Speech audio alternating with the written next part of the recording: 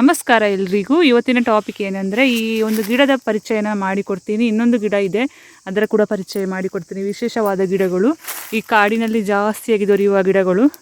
ನೋಡಿ ಒಂಥರ ಇದೆ ನೋಡಿ, ಇದಕ್ಕೆ ಚೂರಿಕಾಯಿ ಗಿಡ ಅಂತ ಹೇಳ್ತಾರೆ. ಇದರಲ್ಲಿ ಒಂದು ಚೂರಿಕಾಯಿ ಇಂಥ ಹಣ್ಣಾಗ್ತದೆ. ಈಗ ಇಲ್ಲ, ಇದು ಸೀಸನಲ್ಲಿ ಆಗ್ತದೆ, ಅದು ಹೋಗ್ತದೆ. ಚಳಿಗಾಲದ ಟೈಮಲ್ಲಿ ಜಾಸ್ತಿ ಆಗುತ್ತೆ.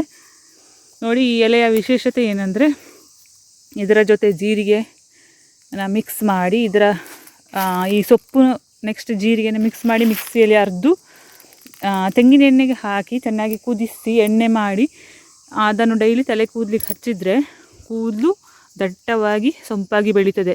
ಇದರಲ್ಲಿ ಒಂಥರ ತಲೆಗೆ ತಂಪನ್ನು ನೀಡುವ ಶಕ್ತಿ ಇದೆ. ತಂಪಾಗಿದ್ದರೆ ಕೂದಲು ಚೆನ್ನಾಗಿ ಸೊಂಪಾಗಿ ಬೆಳೀತದೆ.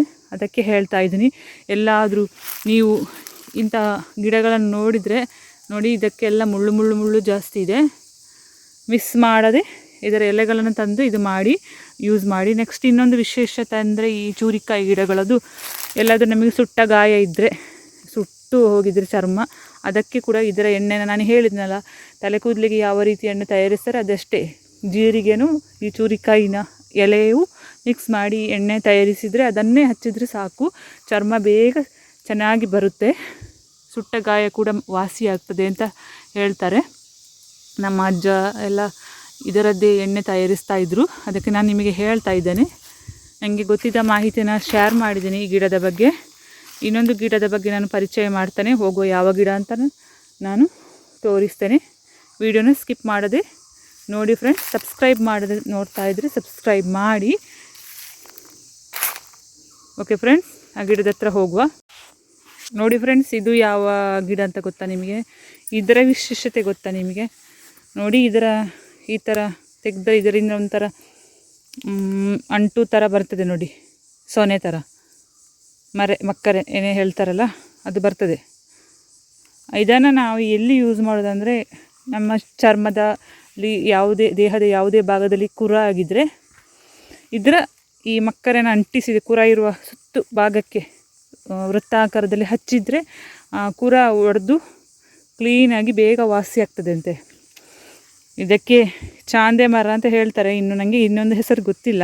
ನೋಡಿ, ತುಂಬ ವಿಶೇಷವಾದ ಮರ ಇದು. ಸಣ್ಣ ಸಸಿ ನೆಟ್ಟಿದ್ದಾರೆ, ಇನ್ನು ಮರ ಆಗಬೇಕಷ್ಟೇ. ಓಕೆ, ಯೂಸ್ ಮಾಡಿ. ನಿಮಗೆಲ್ಲಾದರೂ ಈ ಥರದ ಗಿಡ ಸಿಕ್ಕಿದರೆ ಯೂಸ್ ಮಾಡಿ. ಓಕೆ ಫ್ರೆಂಡ್ಸ್, ನೋಡಿ ಇದಕ್ಕೆ ನಾವು ಪಾನಸಿ ಗಿಡ ಅಂತ ಹೇಳ್ತಾರೆ. ನಮಗೆ ಇನ್ನೊಂದು ಅದರ ಹೆಸರು ಏನಂತ ಗೊತ್ತಿಲ್ಲ. ನಮ್ಮ ಜಾತಿಯಲ್ಲಿ, ನಮ್ಮ ಕೊಂಕಣಿ ಭಾಷೆಯಲ್ಲಿ ಪಾನಸಿ ಗಿಡ ಅಂತ ಹೇಳ್ತಾರೆ. ನೋಡಿ, ಇಲ್ಲಿ ಇದರ ಅಂಕುರ ಇದೆಯಲ್ಲ, ಬಹಳ ವಿಶೇಷವಾದ ಅಂಕುರ. ನೋಡಿ, ಇದರಲ್ಲಿ ಕಾಯಿ ಆಗ್ತದೆ, ಇನ್ನೂ ಆಗಿಲ್ಲ, ಆಗಿ ಮುಗ್ದು ಹೋಗಿದೆ ಕಾಯಿ. ನೋಡಿ, ಇದು ಅಂಕುರ ಇದೆಯಲ್ಲ, ಈ ಥರದ ಅಂಕುರನ ಸುಮಾರು ತಗೊಂಡು ಬಂದು ಕಲೆಕ್ಟ್ ಮಾಡಬೇಕು.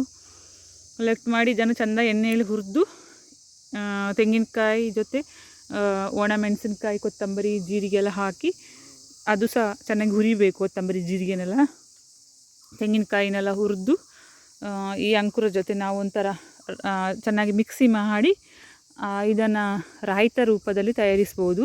ತುಂಬ ಒಳ್ಳೆಯದು ಇದು, ಮಕ್ಕಳಿಗಂತೂ ಒಳ್ಳೆಯದು, ಎಲ್ಲರಿಗೆ, ಬಾಣಂತಿಗೆ ಕೂಡ ತುಂಬ ಒಳ್ಳೆಯದು ಅಂತ ಹೇಳ್ತಾರೆ. ನೋಡಿ, ಈ ಥರದ ಅಂಕುರದ ಗಿಡ. ಇಷ್ಟು ವಿಷಯ ನನಗೆ ಗೊತ್ತಾಗಿದೆ, ಅದನ್ನು ನಾನು ನಿಮಗೆ ಶೇರ್ ಮಾಡಿದ್ದೀನಿ. ಇಷ್ಟ ಆಯಿತು ಅಂತ ಅಂದ್ಕೊಂಡಿದ್ದೇನೆ. ಲೈಕ್ ಮಾಡೋದನ್ನು ಮರಿಬೇಡಿ, ಸಬ್ಸ್ಕ್ರೈಬ್ ಮಾಡಿ, ನೆಕ್ಸ್ಟ್ ಎಲ್ಲರಿಗೂ ಶೇರ್ ಮಾಡಿ. Okay bye. ಮುಂದಿನ ವೀಡಿಯೋದಲ್ಲಿ ಸಿಗ್ತಾ ಇದ್ದೀನಿ. ಶುಭ ದಿನ.